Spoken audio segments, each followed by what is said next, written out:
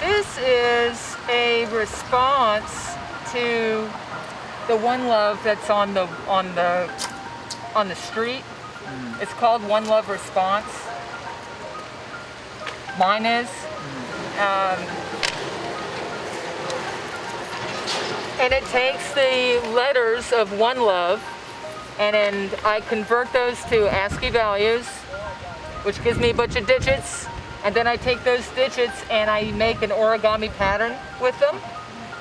So that the idea is that the shape itself kind of functions like the word. It becomes a symbol or a shape for the content. So,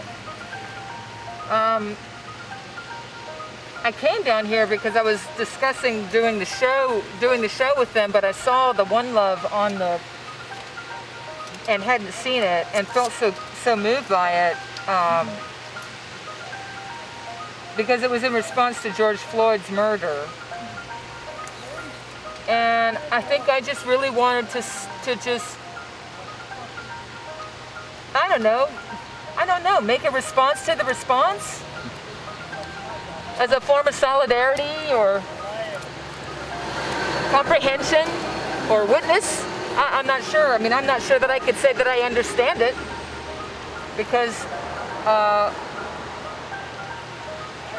I'm not black and male and getting afraid every time I walk around, you know. So I don't think I understand it, but I certainly see it, and it's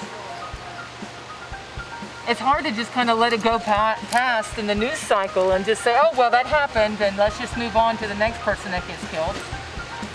It's very difficult, so I have to kind of stop and make a little piece of art so that I feel that it's happened. It's happened in the world for me. I don't know. I'm also kind of aware that the One Love mural was made in response, and it uses the words from the Bob Marley song, which is a reference to another artist's work.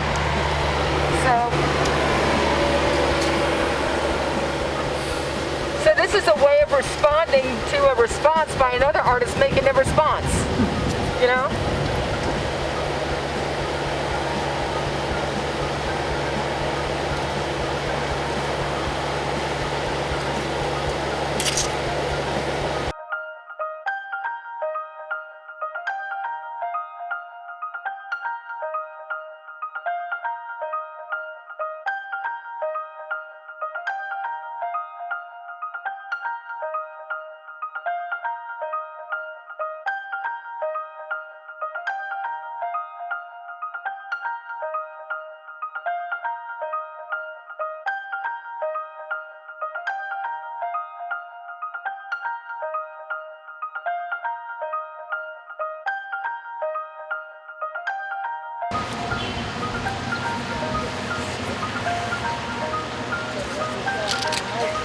My refrigerator repairman was an artist.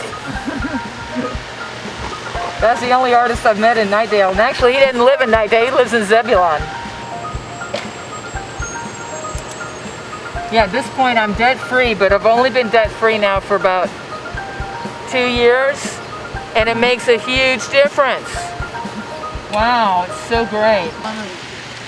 I am from a military family, so we moved around a lot, but they ended up retiring in Asheville. And then when I finished grad school, I went there and I lived there and had a business there for about 13 years. I was there, and then I moved to Durham. I think it was like 2004, something like that.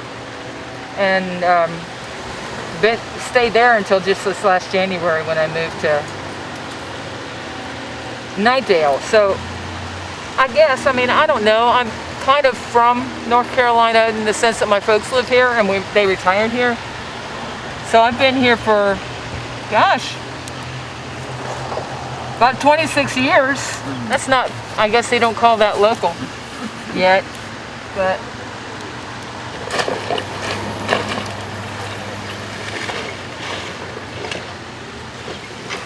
I mean, I might as well claim it because when I go to other places, like go on a residency or something, people will comment on my southern accent, which I don't think I have one.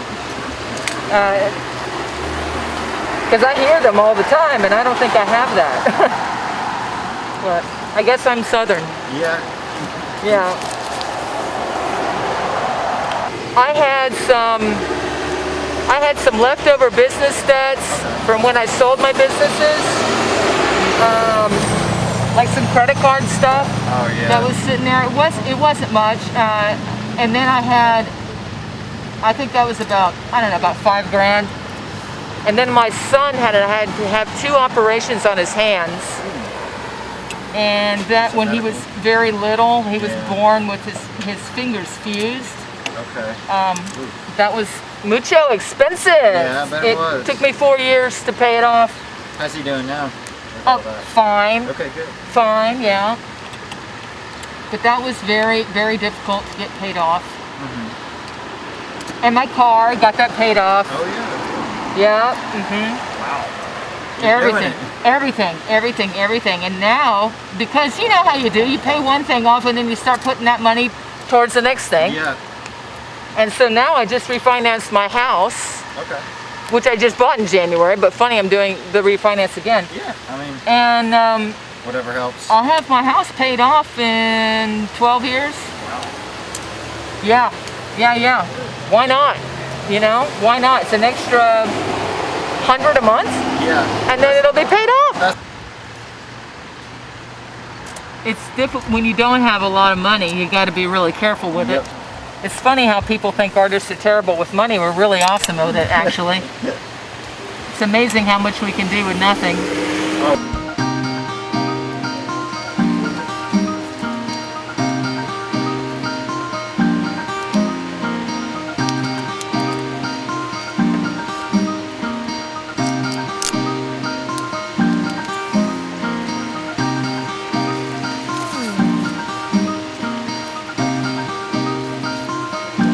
Of working around other people's work or using it as inspiration.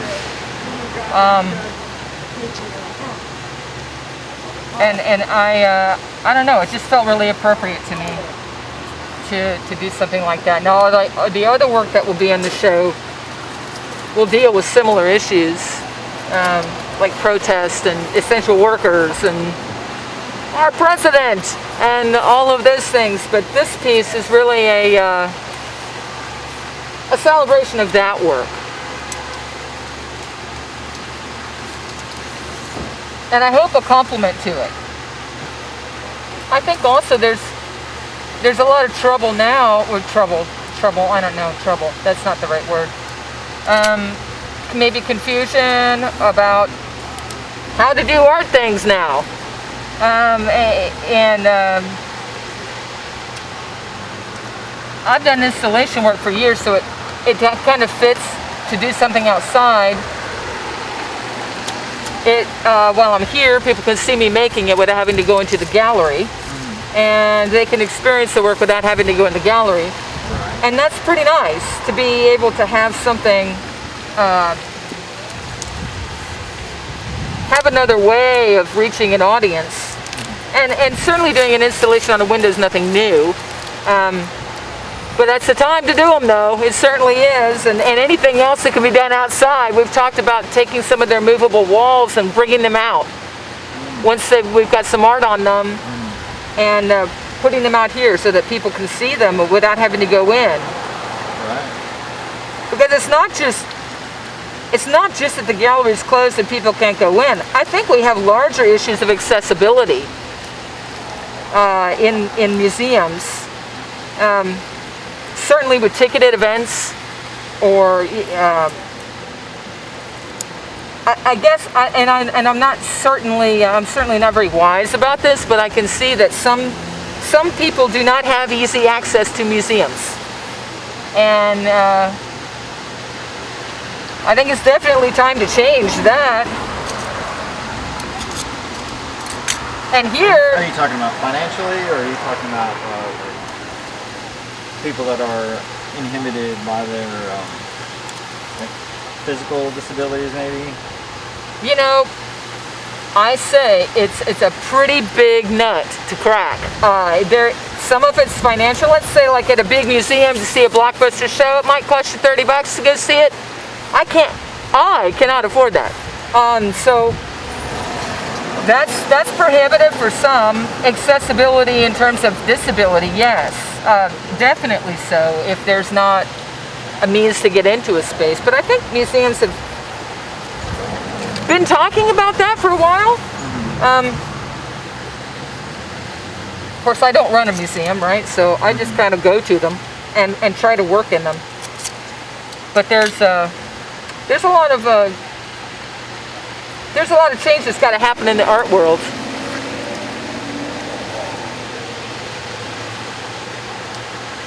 And you know, of course, one of them is just getting people that haven't had the kind of representation they should have in the past, allowing them to have that, and celebrating their voices and their work that they've been making and not being able to show because it wasn't popular, or it wasn't the thing that people, places were talking about or interested in. I mean, I think there's been a lot of that. And I'm not really well versed on that stuff, but I know that I read a lot, and people are bitching. So I'm just very, very happy right now to be working at all. This is the first work I've had that pays me this whole year, and I had many projects already lined up. I mean, my income for the whole year was already secure when the pandemic hit, and then within 2 days I lost all of it. And that's been really painful, super painful. Now, is this your sole means of income, or do you have? Yep, this is it. Your sole means of income. Yep. And like I said, I had the whole year already scheduled. I had projects all the way through, from January all the way to December. Yeah, and they were all canceled. So for someone who doesn't understand, like I'm not an artist, like, you know what I mean? How do you get yourself to a position where you can make what you love doing your sole means of income? You know what I mean? Because most people, most artists that I've talked to that have another job or something, you know what I mean? Something on the side, and this is sort of it's either their hobby or it is just something on the side. So how do you make this? How have you gotten to the point in your career where you have made this your soul? Well,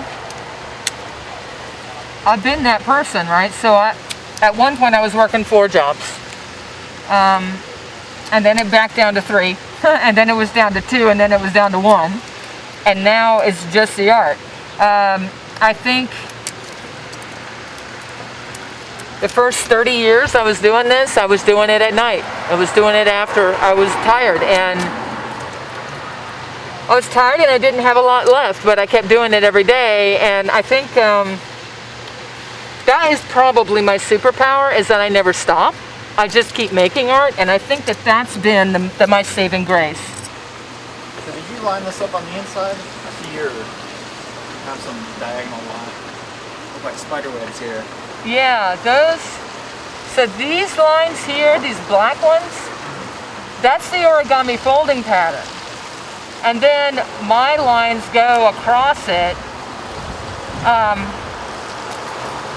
in a way where they all connect across all the facets of the pattern. And that's related to an old fold and cut problem.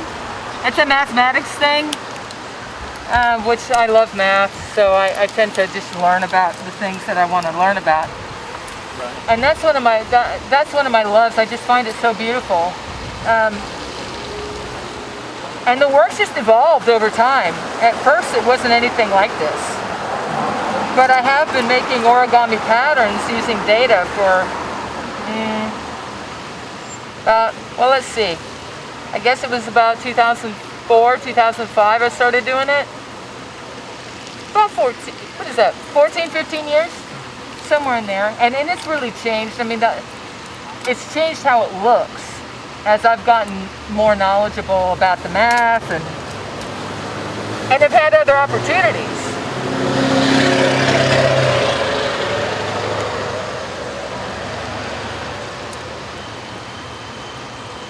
Because I used to just do painting and drawing, but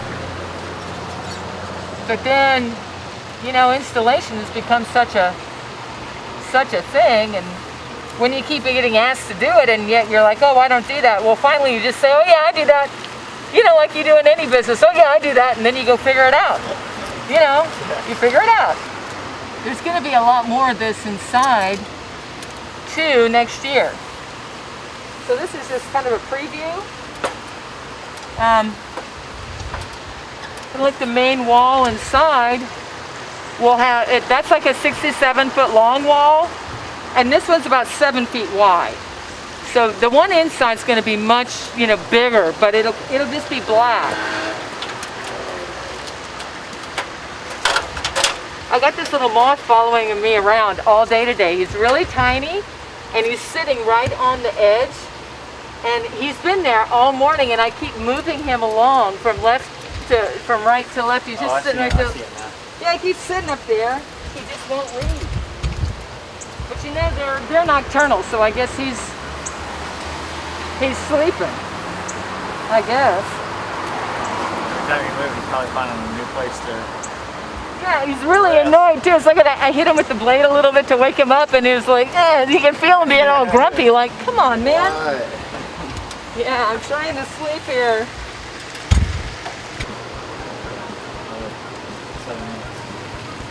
We're almost at 12. 12 o'clock. You just keep going until you're done. I have a lot of very elaborate spreadsheets that help me figure it out. But I didn't really do that for this one because it's just it's a small window.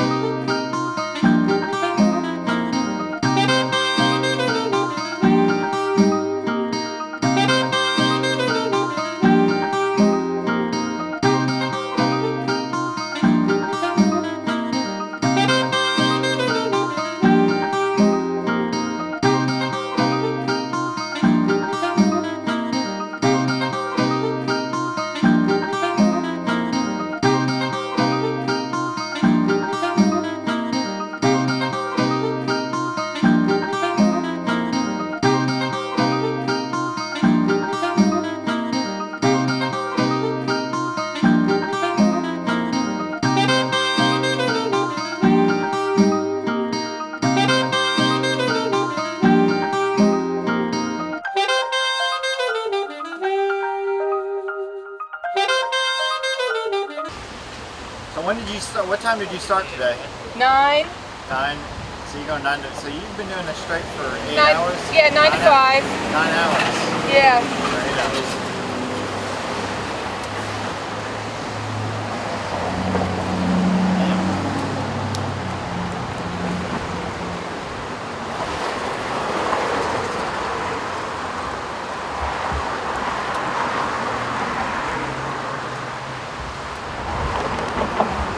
Usually in better shape so it doesn't hurt so much. This time it's hurting. Yeah. It doesn't usually. It's been a while since I've done one. Okay. I've been painting a lot more instead. Okay. That's really my thing. This is just the most popular thing I do. I got you. But I prefer the other.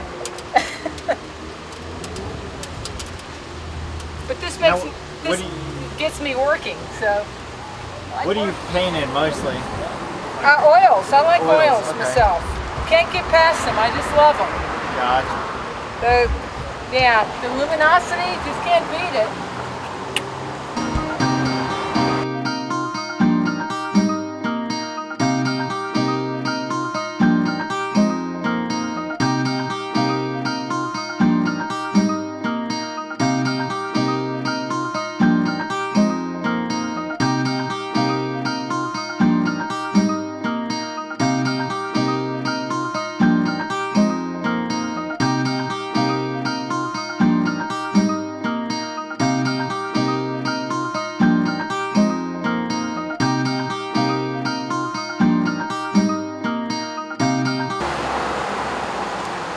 Do you have any projects lined up after this or no?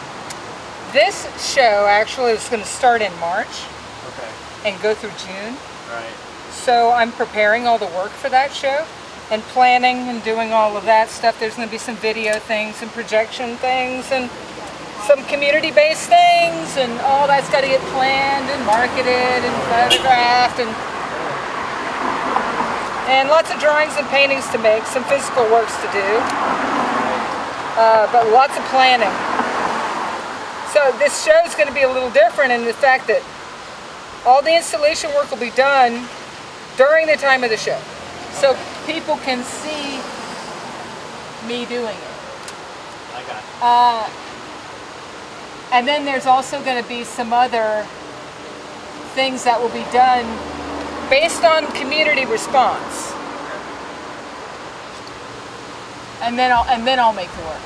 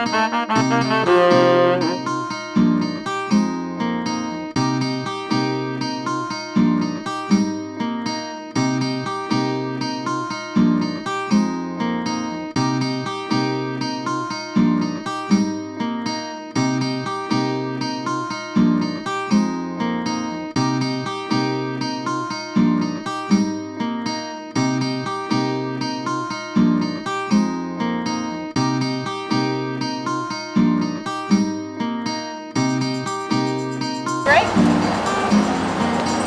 You know I'd love to. Paintings on a wall where other people are looking at them and they're not me looking at them is always preferred. I get sick of my children, you know?